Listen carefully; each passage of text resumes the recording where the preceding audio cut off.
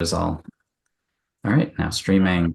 Welcome to Frequent Milers Ask Us Anything, our monthly get together. And everybody is welcome to literally ask us anything, but we can't promise that we're going to answer anything. Totally.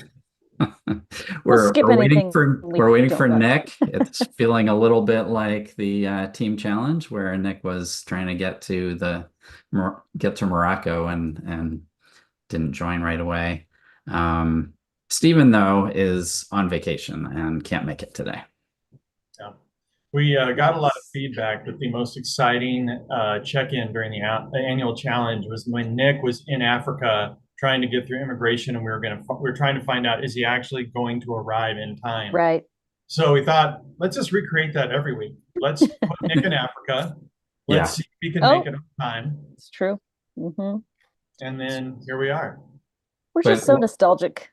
Yeah. While we're waiting for Nick, though, let's talk about there's some bad news in the pointosphere. So Avianca Life Miles, new more expensive awards, and Qatar is no longer super, super cheap for those short distance American Airlines or Alaska Airlines flights. It's hit in the last couple days. No. And look who's going to join to talk about this with us. Oh, yeah. Wow. Nick's knocking on the door right now. Yeah. Nick puts the nick in just the nick of time. Yeah. He does. The minute that somebody said devaluation, Nick showed up. Right. So Tim, though, he's here. Well, before that, I just want to say that one of the things that we always, for me, this is always kind of happy hour time. And there's that old saying that it's always 5 o'clock somewhere. And indeed, that's true. It is. What time is it's it for always you? 5 What o'clock. time is it for you and Carrie? It's 9:02? 9 p.m. 9:02. 6:02 for me. Nick, what time is it for you? 5 o'clock. 5:02. 5:02 Just like Tim said. a.m. 5:02 a.m. Nick is joining us at 5:02 a.m. So if anybody wants to guess about look at where could Nick possibly be? It's 5 o'clock in the morning where Nick is at. Where would that be? Any guesses? It is. But anyway, back to evaluations. Yeah. So I'm wondering, both of you guys, are there any changes that have hit you like near term? Like, are you looking at something and saying, oh man, I was going to book something, and now either you're not going to book it or you're going to change how you're going to book it because of those devaluations? I'm going to guess that Nick's Life Mile Plus membership is looking a little more negative now with all of the business class to Europe. Although, I mean, there's actually some that are cheaper, right? Like the Northeast from where you're at, then the Northeast to Northern Europe is cheaper now, right? Yeah, I'm not all that unhappy. I mean, don't get me wrong. I never want to pay more, but even the 70K pricing, 10% off is essentially the same price as it used to be, with 10% back.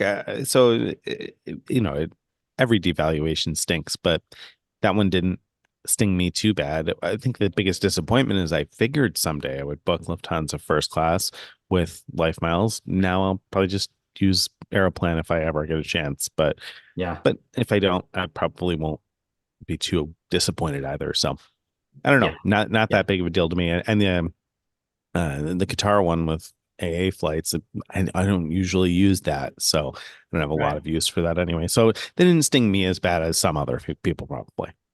Okay. How about you?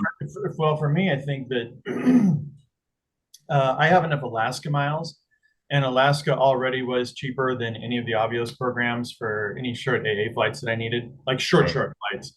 And it continues to be that way. 4,500 miles a leg is pretty cheap. I think, and it's a bummer to see, Qatar get more expensive. It's still not as expensive as BA. And the nice thing is Finnair is still pricing back at like what I think it's 2019 AA levels, something like that in terms of comparing it to British Airways.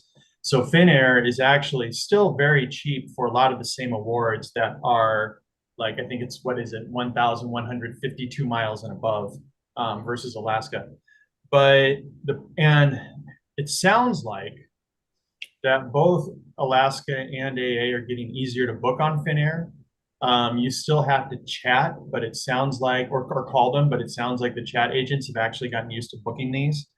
That said, I'll say the same thing that I did about Qatar when the British Airways, the last BA devaluation happened, is that it's only a matter of time before Finnair devalues. Like, yeah, enjoy that pricing now, but Finnair is not going to be the one Avios program that's left that actually has cheap North American pricing for long.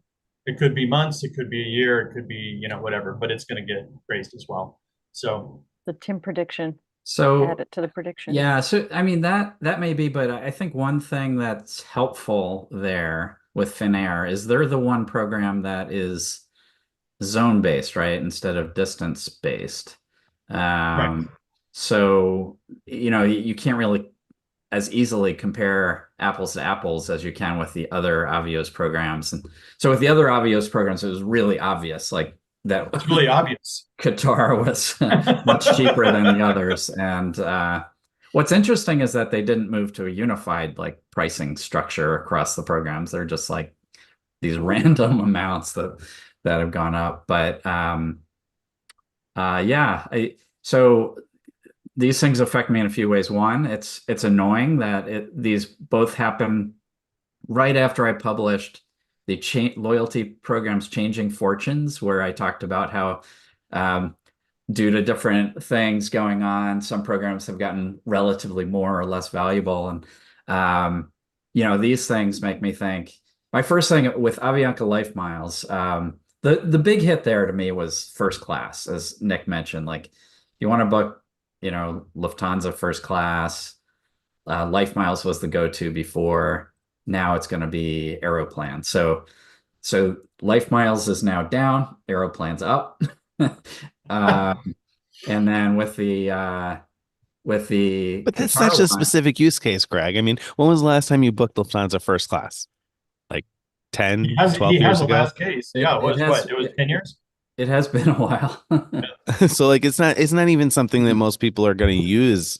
Like it's one of those like dream things. Obviously you'd like to use at some point. Yeah, And I but get that like the dream being broken stinks, but at the same time, like you can only book it 3 days in advance anyway. Like how right. many of us are actually booking that for? So I would have booked it more recently, except that that Life Miles doesn't have free changes within 3 days, and Oh, yeah. so there would have been several times where I would have set up alerts for the Lufthansa flight to open up for first class and would have switched to that. Um, but now if I But this just book devaluation didn't change that, right? no, it Like, didn't. It didn't change yeah, that. Right, right. right. Anyway, finishing what I was saying before. So then on the Qatar side, Avio's down a bit, and Alaska up because they are the best way to book short distance AA and Alaska flights. I think Qatar was cheaper for domestic first class though than Yeah. Alaska before, and I don't know They are. whether Let me still look. is I or not. can actually tell you, I was charting this all out earlier. Nope, not anymore. Not Uh, anymore. That's a shame. yeah, no, yeah, it's pretty much until you get to like, when it starts getting competitive once you get to like um, Hawaii, Okay. like that level of distance. And actually even then it really Once you isn't. get to Hawaii, like things are good and you're not worried about it anymore. Yeah, I mean, it can Well, still be a great deal, because they still price cumulative distance as opposed to BA, which prices based on segment. So it can still be a good deal from the East Coast, especially, or the Midwest, because it's pricing on cumulative distance. But the first class rates are not great now. Yeah. unless you guys are burning to add more to that, I'm gonna jump into our reader questions. Please Listener do. Can we just spend the rest of the time talking about how often a person is likely to book Lufthansa first class? Right. I feel like we could fill a whole hour. could be once, could be twice, could be 3 times. Okay, question 1. Does Cathay Pacific still do multi-cabin award pricing? I tried both as one-way and multi-city routing, and the price remains the same online and speaking to a rep on the phone. Any insights on that? I mean, it's been a Greg, while since I checked, but as far as I know, they haven't changed that. But I guess maybe it's time to check that out and see. I saw a comment come in about that over the last week at some point, but I was on vacation, Oh, hadn't had a chance to get on the computer yet and check and see whether that has indeed changed, but perhaps it has. So that would be sad. inconclusive on that. All right, Tim, how often can I upgrade slash downgrade Surpass to Aspire and vice versa? How big is the known universe? How You know, how and there many and times? I say that no, and I say that kind of jokingly, like theoretically, and this is this is one of those things where I have never heard of anybody getting into trouble by upgrading and downgrading their Surpass and Aspire too many times.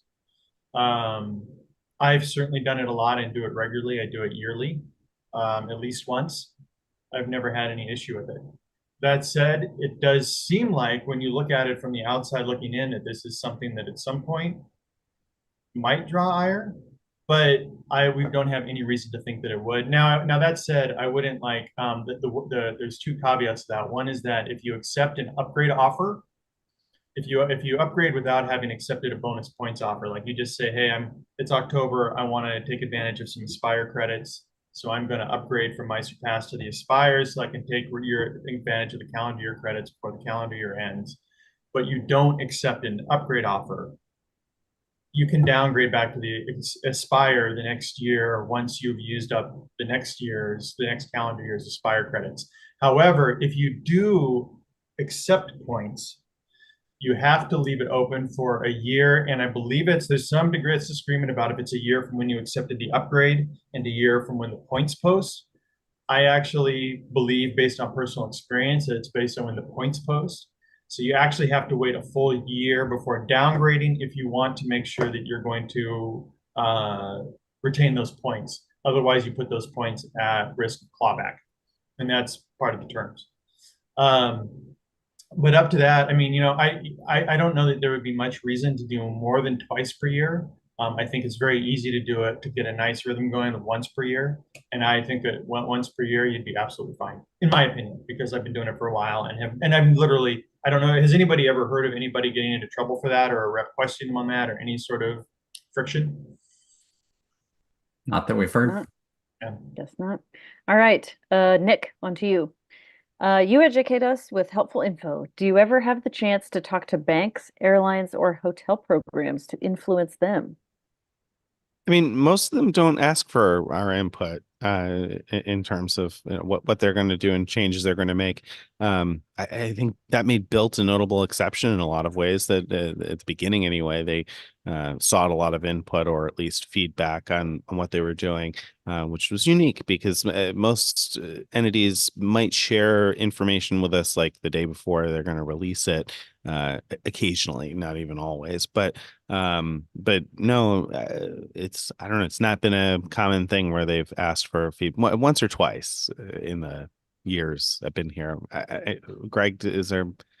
Yeah, it much is more than very that? rare. In addition to Built, Capital One has come to us a few Yeah, times for input. that was the once or twice that came to mind. And sometimes there are sort of one-off conversations that can influence them. For example, I had met the guy who's in charge of the Hilton honors program, and in our dialogue, which started in person but continued over email, he asked me which SLH properties we were most excited about. Like this was before they had brought them all in, and all except one that I had sent him were actually added. So I think we helped to, Cool. influence that, but of course it's possible they would have been added otherwise anyway. But yeah, other than that, I think sometimes we write posts hoping to influence the programs. Sometimes it doesn't work. And Was it often your fault, the devaluation? Just kidding. It was that post you wrote. Well, Greg, didn't you have on the last podcast, didn't you talk about Qatar Avios, using Qatar Avios for American flights? probably. A recent one. I feel like it does come up a lot. You Greg, killed the it. evil influencer. Yeah. Jinx. All right. This question I'm actually we're gonna stick with Nick again here for a moment because everyone's gonna pass it to you anyway. I have the Wyndham Earner Biz card and did the AC status match in February 2023. I've heard you can rematch at Ocean's Casino after 18 months. Does Hard Rock have any restrictions on matching? And for those who don't know, this is about free cruises, right? Right. That's the reason to be doing this. Yeah. So my understanding is that Hard Rock in Las Vegas will not give you a second match, that it's a once in a lifetime thing. But if you're doing it in Atlantic City, people have been successful matching again at Hard Rock in Atlantic City. That could change at any time. I mean, I have my fingers crossed that it's going to last a few more months so that I can try and do the same thing again, because my 18 months is not yet up. Keep in mind that you need to have had 18 months of no activity in your Ocean Prime account in order to do the match again, which means, if you've been to Atlantic City and put your Ocean Prime card in a machine, then it's going to be 18 months since then. But no, to my knowledge, yes, I guess to my knowledge, you can still do all of those matches, but how long that's going to last with Hard Rock Atlantic City is anybody's guess. And if somebody else has more recent experience, please do pipe in the comments, but I have not yet seen anybody comment to say they were unable to do the Hard Rock Atlantic City, which tells me it's still working, because someone will comment and let me know when they fail to match. We're counting on you guys to tell us when it fails. All right, Greg, do you have to pay fuel surcharges for flights to and from Japan, even if you book United or Air Canada flights via ANA, but no surcharges if it's different routes on United or Air Canada via ANA? Sort of. So ANA, if you're booking with ANA miles, they will pass along any fuel surcharges that are imposed by the carrier. Now, United has certain routes.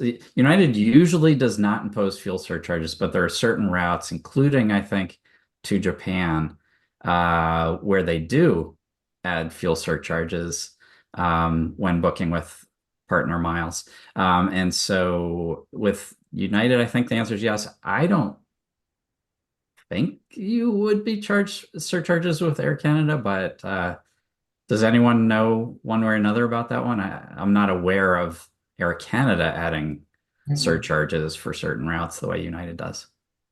I haven't heard that, no. Me either. Obviously not. Inconclusive. All right. Any other thoughts, or moving on to Tim? Move on. All right, Tim. Well, everyone, but we'll start with Tim. When you all fly from the US in the evening and arrive in Europe in the mornings, or anywhere in the morning, do you typically book another night at the hotel or try and check in early? How do you handle the gap before check-in? I like this question. Good question. Yeah, I like this one.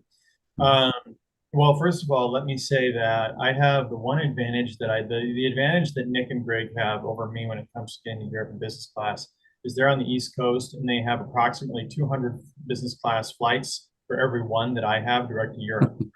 The advantage that I have is that by and large, flights from the West Coast tend to arrive in Europe at around like late morning or early afternoon, as opposed to 6 or 7 o'clock in the morning, 8 o'clock in the morning. So I'm throwing that caveat to say that I never tried, because of that, I've never had an issue booking or arriving, or I've never had an issue checking early at that point. And so Nick and Greg can talk about East Coast experience, but almost all the time, even when it's like 11 o'clock, 12 o'clock, I've never had an issue checking in early at all. And that's what I always do. And usually I'll take a nap, and then, back when I was in my younger days, I tried to like force my way through the first day. No more. Now the first, take a nap and then go out and explore. Greg, how about you? Yeah. Similar? So when I'm looking at flights to Europe, I usually prefer to book the ones that leave at 10 or 11 p.m. for multiple reasons. One is that way I can actually sleep on the flight. Um, because as Tim was saying, they're not long enough flights from the East Coast or near East Coast, as I am in this case, to, you know, board at 6 p.m. and hope to be tired enough to sleep by the time they have before they roll out breakfast and say they're landing. Um, so that would help, and that gets you in more like 11 a.m. or noon, and then by the time you get to the hotel, you're fine. Um, the other thing I've done, and it's not always possible to get those later flights. So the other thing I've done is make sure that to be arriving in a hotel that has a spa, because what happens if you arrive really early, if your room's not ready, if they can't give you early check-in, they can give you access to the spa area where there's usually like um, you know, uh, hot tub and different options for relaxing and just kind of start enjoying your time. So when we know that's going to happen, we actually like pack a little like, separate set of stuff Good idea. for that arrival time so that we check our big bags at the desk and just take a little bag to the locker room of the spa to relax. That's a good idea. Nick?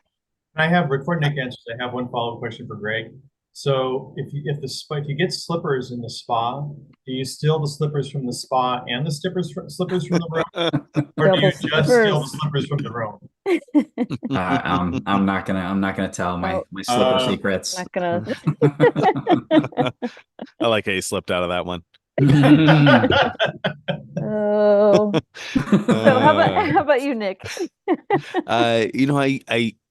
more often than not, not always, but more often than not, I just get lucky and I'm able to check in right away. I've had very little uh pushback or lack of success in checking in early. Now I do have an advantage the other guys don't, in that I'm arriving with young kids, and so people take pity on me. And so that usually I'm able to get into a room early, even when I arrive early. Now, I have at times booked a room for the night before when it's been a hotel that's reasonably award priced, and I just really want to make sure that we do have that room. But then I have to reach out in advance and make sure that they're not going to cancel me for a no show. So that's not like much less stressful necessarily, because I've also had those canceled as a no-show before when they said they wouldn't, and then that's a Wow. pain getting fixed. So, but again, normally get lucky, but Greg's tip about the spa is a good one. So I don't know if anybody figured out where I am, that it's 5 something a.m. now, but Get some I'm in correct Mauritius guesses. at the moment. And so I arrived yesterday at 5:30 a.m. at the airport. By the time we got our rental car and got to our hotel an hour away, it was probably 8 a.m. or so. And I'm not at a chain hotel here, just a more independent sort of local chain. And very nice place, though. And I was pleasantly surprised that I wasn't able to get a room, but they have shower rooms that they have set up that have a shower and a couch and like an entire private room. So my family could go in and bring in all of our bags and get ourselves like, set and ready for the day to go out to the beach. And they were kind enough to give us free breakfast because we arrived during breakfast hours and room wasn't ready Oh, yet. that's So nice. we were able to eat. We were able to go shower and kind of slowly get ourselves ready. It took us probably at least an hour, but that was fine. We had our own private little space to do that, and then went out to the beach and sat on the beach until the room was ready. So it worked out fine, even though it wasn't perfect. I mean, everybody was tired. Would love to have gotten into a room right away, but as it turned out, it was almost as good. So Greg's tip about a place that might have those facilities is a good one. Nice. We'll sometimes try to make sure that we just have lounge access. Yeah. And so then if our room's not ready, we can just Smart. drink coffee in the lounge Mhm. for several Smart. hours. All right. Sometimes it takes hours, right, Nick? Right. Okay, Nick. Uh, I have about 15,000 of previously unexpected spend in the next few months in 5 chunks of around $3,000. What current credit cards what current credit card offers would y'all pick to parlay that into lounge status, etc.? Which Oh cards would gosh, you that pick to put 5 chunks of that's $3,000? Right? Yeah. over the next how long was it? Few 3 months? months, so we'll say Few 3. months? Let's say Or a 3. few months. Boy, that's harder for me to answer because I'm coming straight off of vacation brain and it's 5:30 in the morning. So I would have to go to our best offers page and look at the way that it's sorted.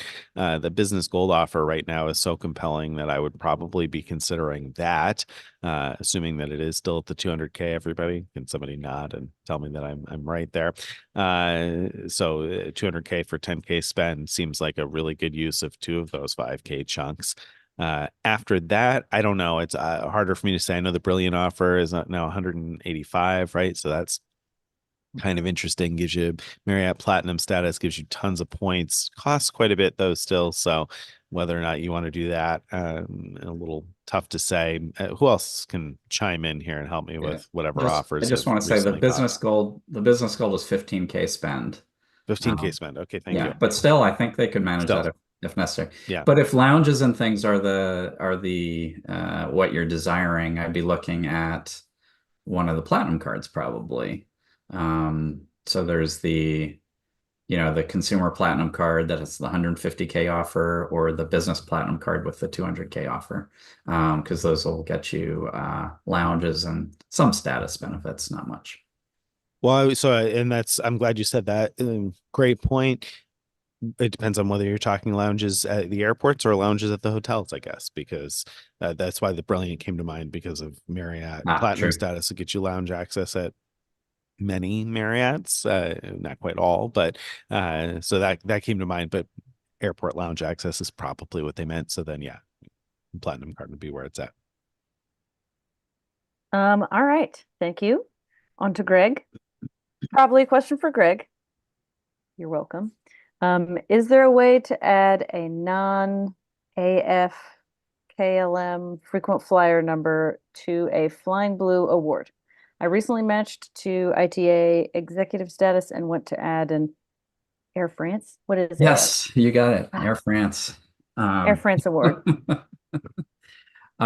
yes, there definitely is. I'm trying to remember how exactly, like, what's the best way to do it. I can't remember off the top of my head, but I know that the last time I bucked an Air France award, I put, I think, my Delta number on there.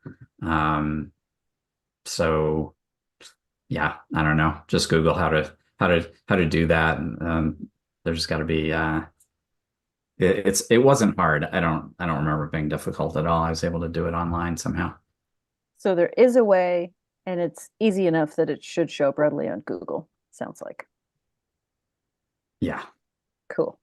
All right. Tim, I'm Yes, ma'am. Hyatt globalist, status match to American Airlines.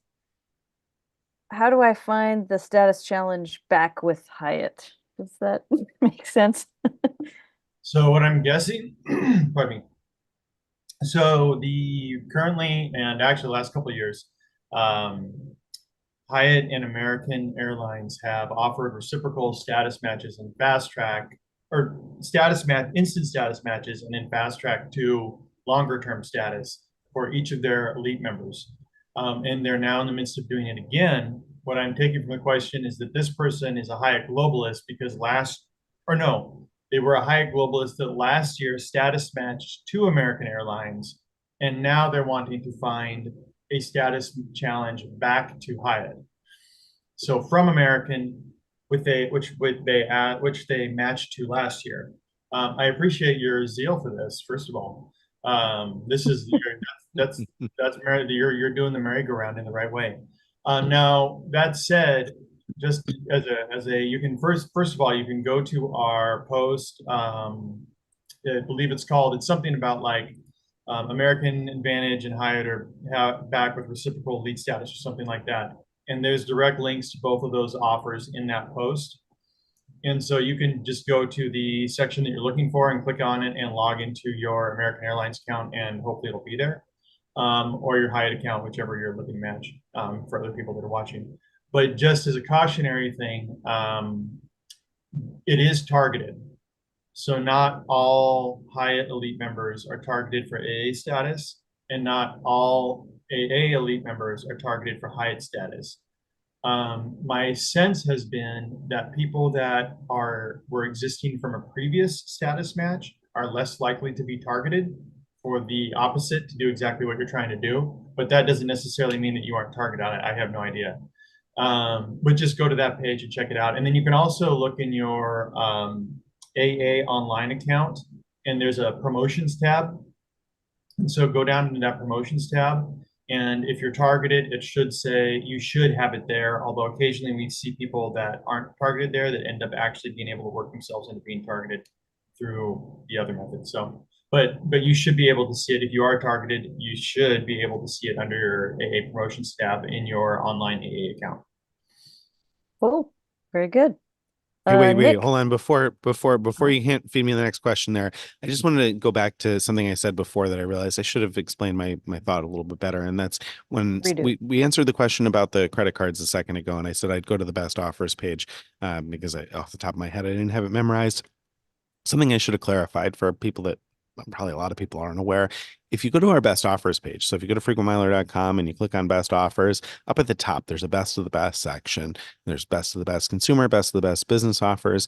And if you scroll those, that's not a subjectively curated list. Those are based on first year value. So, and the first year value is a pretty objective equation that takes into account the value of the points, the cost of the annual fee, the cost of doing the spend. So you can scroll those. And that's what I meant when I said I'd go to our best offers page, because that literally is the best way to quickly compare the first year value of different offers, and or Greg's picks post, because that's the next place to look at that if you want the subjective analysis.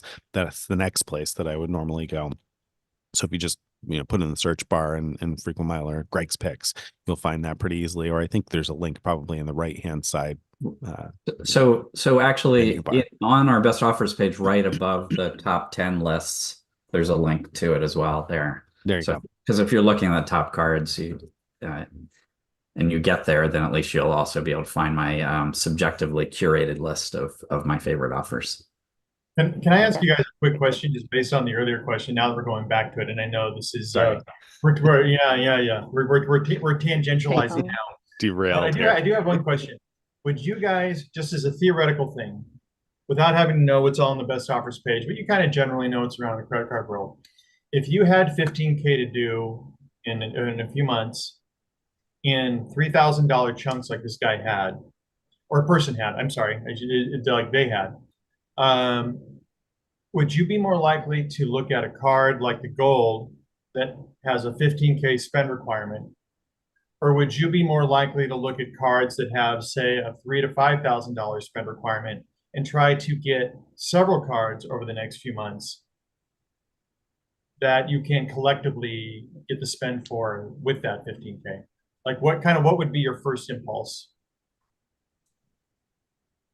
So my first impulse was to get the one big offer and use that spend as a way of getting it. But it's a great question, because you could potentially do much better by doing, maybe you would be able to get like 3 really good offers instead of 1 great offer and have more total points.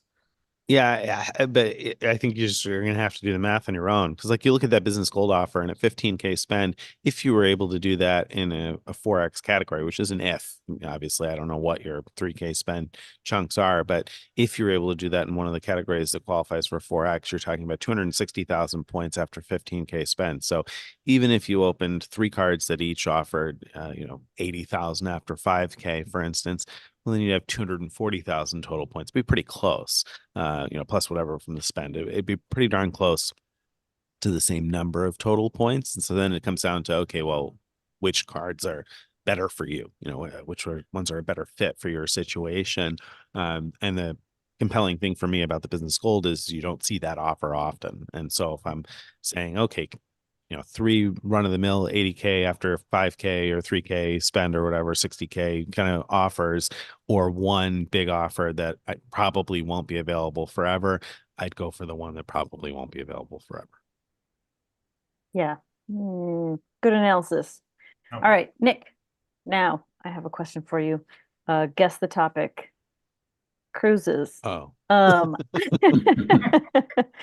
I was curious about the timing for the cruises. When you receive the offer, is there a time you have to book, or is the offer for a specific cruise? I'm trying to figure out how to time it. the offer. Well, if there were only one, that would be easier to answer, because there's so many different cruise offers. And each ones are slightly different. So if you do the Carnival Fun Match, there's no telling when you're going to get the offer for the free balcony room. I mean, some people get it very quickly, and for some people, it seems to take forever to come through. So, whenever that happens, there's a deadline on it. It'll tell you like you got to book in the next couple of weeks, 2 or 3 weeks, something like that. But what happened with us anyway is that we continued to get that offer. It would expire, and then like a week later, we'd get that same free balcony cabin again every month for a year. And after a year, they stopped. So that one is sort of time limited, but as long as you're willing to roll the dice slightly, you'll probably continue to get it monthly. The Ocean Prime offer, if you do the Atlantic City matching and you want to cruise on MSC, then you have to wait until the 15th of the month after the month in which you match. So if you match today in August 2024, then you'd have to wait till September 15th of 2024 in order to try to book your MSC cruise. And, if you match on September 1st, you're going to have to wait until October 15th.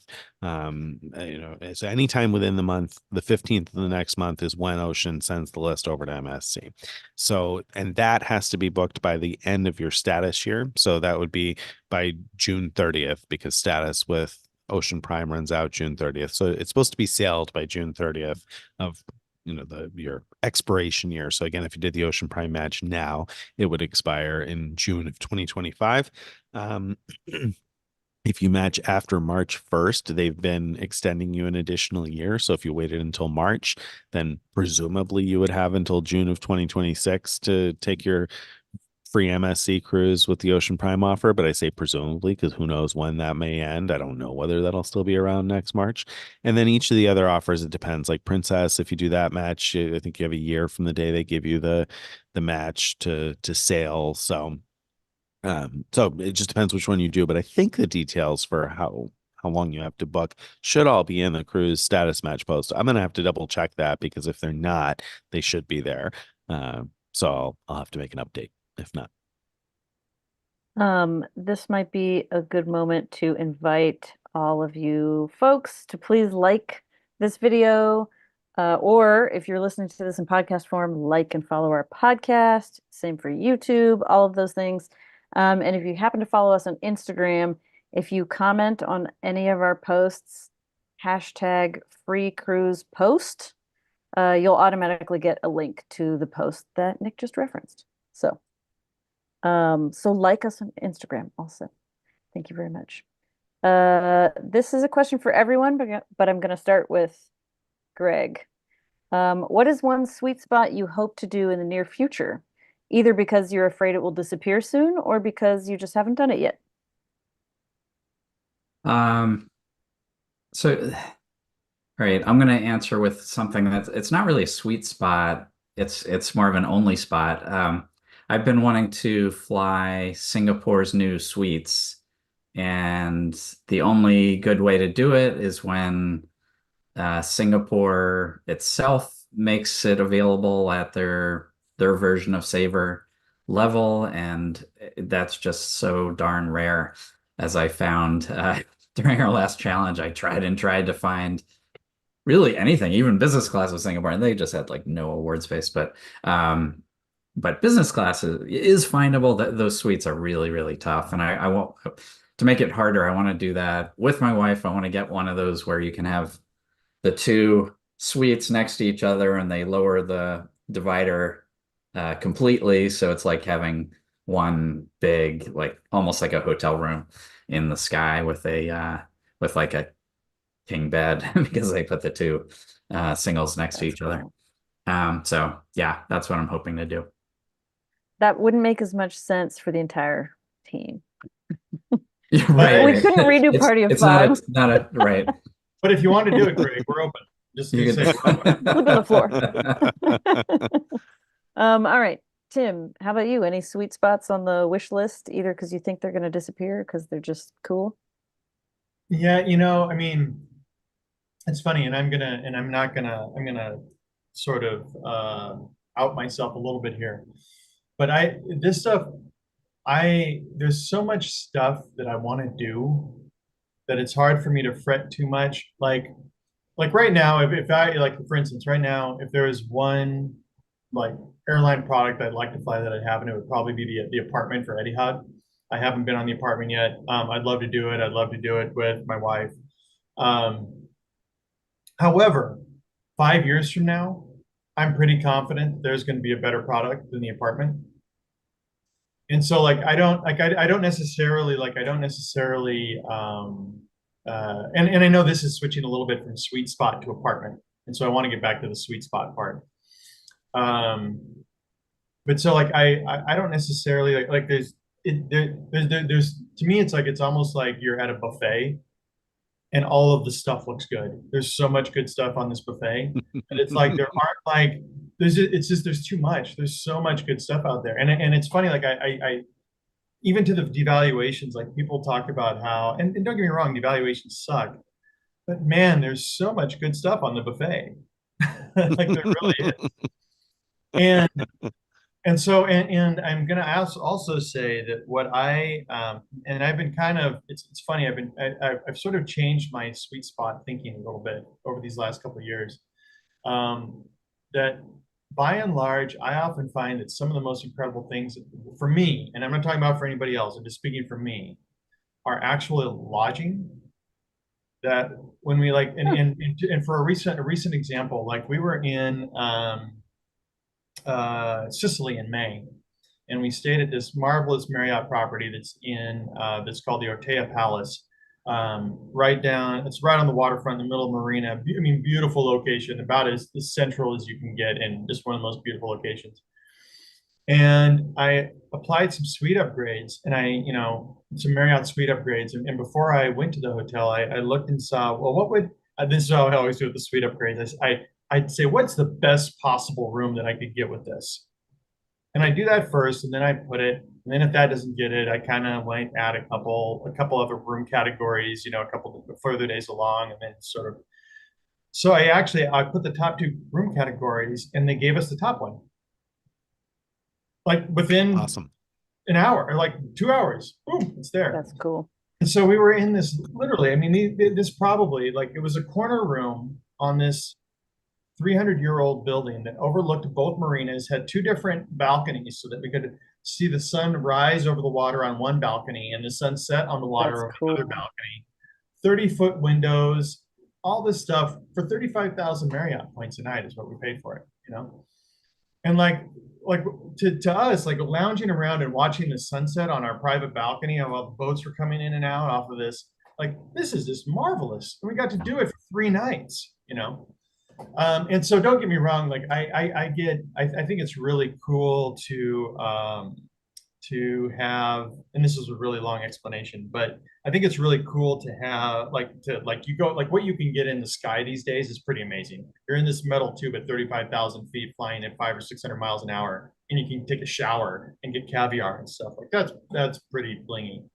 But for some reason, the stuff that I remember that really resonates with me tends to be some of these lodging things. And so what I find myself looking for is how can I, like, what are these sort of, like, I would have never thought that the Ortea Palace in Sicily would be a sweet spot that I'd be looking at, but like, wow.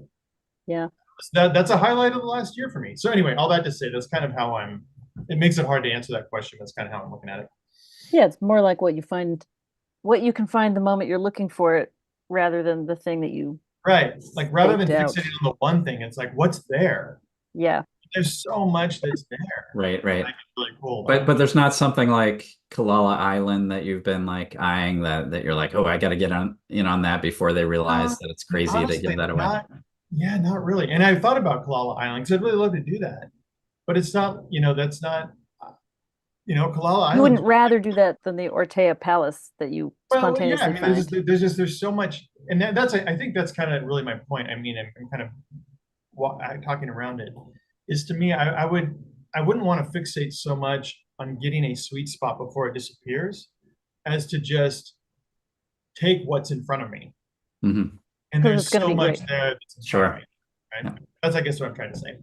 Nick, perhaps you disagree. Do you have No, something on your wish no, I'm list? just gonna co-sign Tim's answer. And there's so much Oh, out there that yeah. it's hard to pick one thing or two things. And I don't get too upset when one or two things go away because there's like, like Tim said, it's a tasty buffet. So co-sign Tim's answer.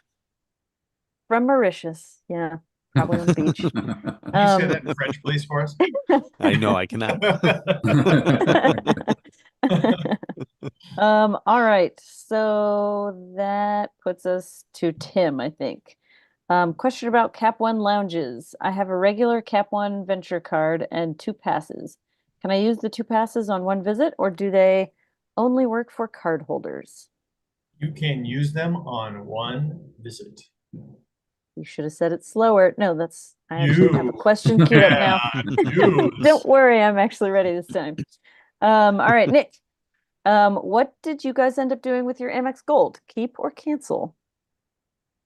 Well, the math had penciled out to keep it, so we kept it. And of course, now with the additional credits, we're certainly keeping it until the next renewal. One of them just renewed recently, I think, and so or is set to renew. I can't remember exactly the timeline, but I know that we were going to sneak in under the change date, so have essentially another year to use the new credits, whereas our other gold card I think is going to probably renew like right after the deadline, so we will get hit with the higher fee. So I haven't decided on that one yet. I think I mentioned like the new credits are actually a little bit better for me in the sense that uh the Five Guys being added to the one dining credit makes me much more likely to just naturally use it. And and the Dunkin' credits, I don't mind piling up a few of those and getting a cup of coffee that I don't love now and then. Or an ice cream Um cone. or an ice cream cone, as Tim points out, because This is news to Tim me that you pointed don't out, love yeah. coffee. Yeah, well, no, I do, but not Dunkin' coffee. Okay. Uh, and the Resi credits look like they're going to be a little bit easier to use. So I may be more inclined to keep it than I was. Now, Tim mentioned or ice cream. So I got to let you be the one to share what you meant. Like, I can't get ice cream at Dunkin' Donuts. Tim, what are you talking about? Well, and this was a new one for me. So this is just somebody told us that evidently because basket and probably hundreds of people that are watching, thousands of people that are watching this probably know this. That evident, but it blew my mind that Baskin Robbins and Dunkin' Donuts were originally owned by the same holding company, and so they're now in a bigger company. But those two entities, the credits go back and forth. So you can actually use your Dunkin' credits at Baskin Robbins. So if you don't like ice Try cream, it. or if you don't like coffee, you can get ice cream. Yeah. Somebody's got to try it and One of tell the us how it If you goes. don't like cheap coffee that you don't like, Nick, you can have cheap ice cream that you don't like. Does did anyone else come up with a different decision on keeping or canceling Amex Gold? Our renewal is after the rate goes up, and so I'm gonna just try to use the Resi credit before it goes up in December, and then plan on canceling. Um, the only question will be if the card does not currently have the ability to refer friends, and if that referral comes back, I might think about keeping it because sometimes it's had in the past the ability to refer to those really good offers, and then you can earn a lot of points that way. But if it doesn't come back, then yeah, it's time to get Yeah, rid of it. I'm unexcited about the new increased annual fee, so we'll probably chop at least one of them. Whether we chop both of them, it's yet to be seen. I got a long Tim? time before I have to really decide. Um, Shockingly enough, I actually don't currently have an Amex Gold card. So not keep or cancel. I'm Just going to abstain. stay. I'm staying. It's a push for me. All right, got it. Greg, I think. I don't have any travel plans for the next 8 months, but I was targeted for zero point 0.5 cents per point Hilton. Do you recommend to buy preemptively, or should I wait and hope that the same offer will be back? No, do not buy do not buy speculatively. The ability to buy Hilton points for half a cent each comes pretty often. So I wouldn't be excited about it. And I wouldn't pull the trigger on it until you know you need Hilton points, or you're very confident that there's a trip coming up where Hilton is the right answer. Um, and even then, I mean, I would check how does the um, how good is Hilton's point price for that property? Because there are some properties where they charge so much in points that even at a half cent per point, you'd be paying more for the points than you'd pay just to book a room at the property anyway. So it just depends what's going on with the particular property, the time of year, things like that. All right. Uh, Thank you. Then on to Tim. I plan to downgrade my Ritz to apply for BONVOY Brilliant. How long do I need to wait after the downgrade from Ritz to get approved?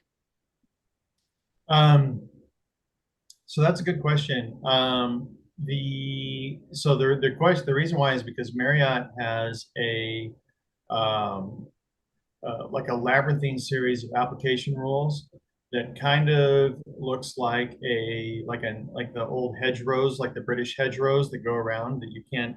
They're like I literally every single time I want to apply for Marriott card, I have to look at our post to track what I have and what I don't have to see what's there.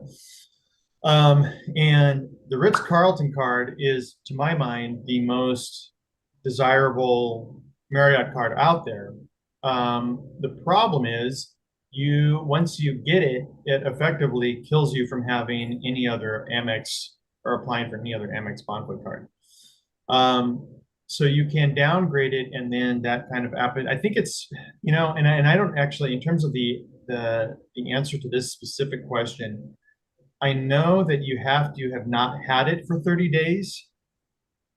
In terms of when they see that 30 days as having happened, I'm not sure, because it's across. I'm not sure how quickly and I'll ask everybody else. I'm not sure how quickly, because you're talking about communication between Amex and Chase in this instance.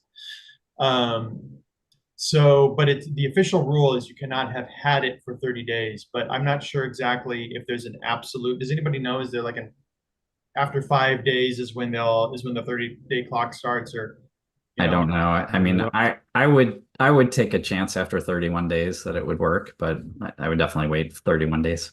Yeah. You could Also, always and- call yeah. reconsideration and say, Yep. hey, I haven't had Mhm. this for 31 days. So jump in, two quick thoughts.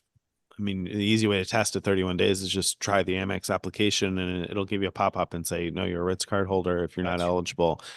So that seems like a really easy test.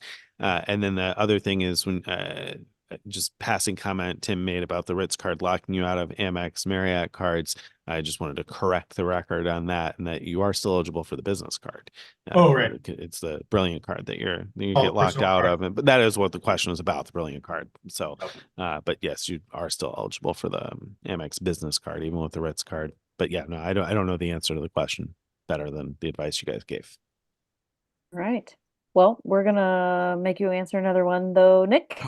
Not about cruises this time. Okay. Is it possible to book an Aeroplan stopover with multiple stops? Oh, perfect question.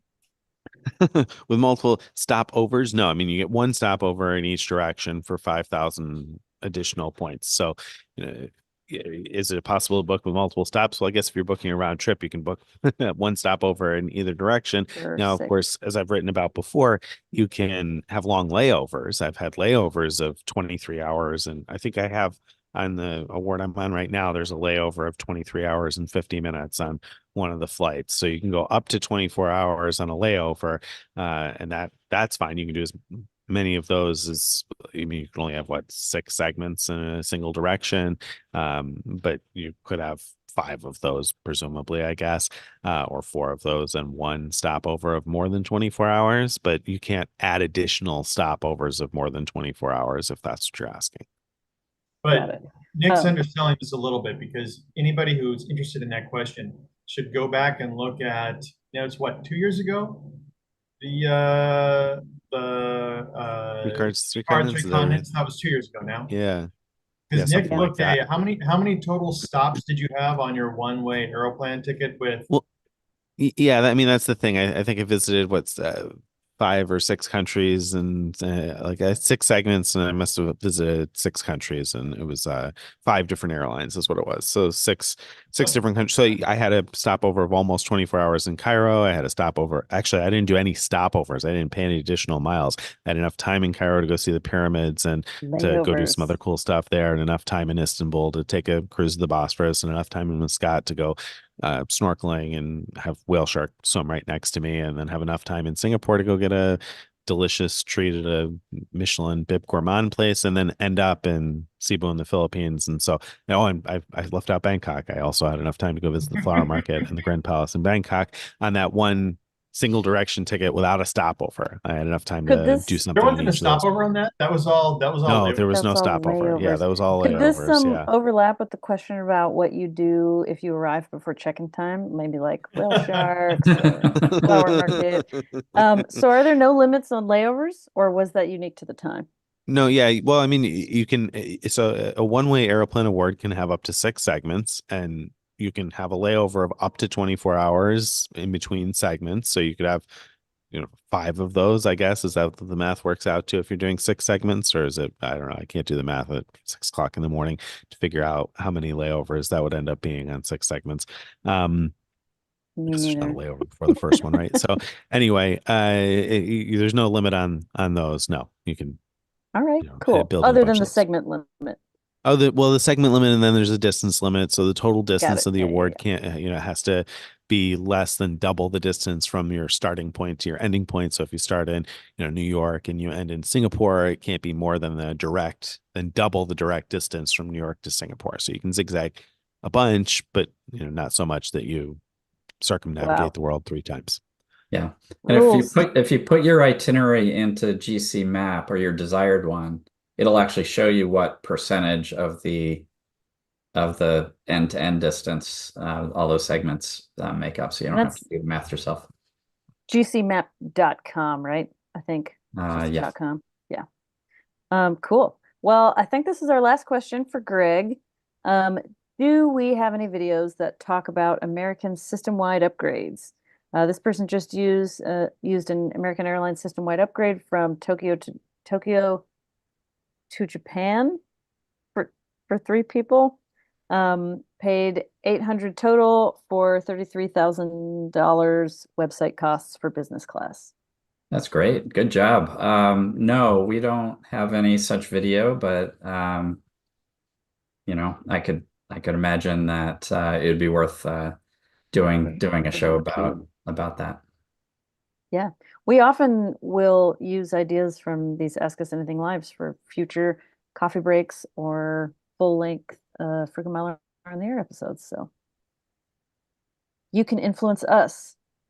I think that's it. So All right. cool. Well, and once again, if you enjoyed For the joining show, us. please give us a like, thumbs up on the YouTube or however you are listening or watching, like and leave a comment. Yeah. Thanks for watching, everybody. Bye all.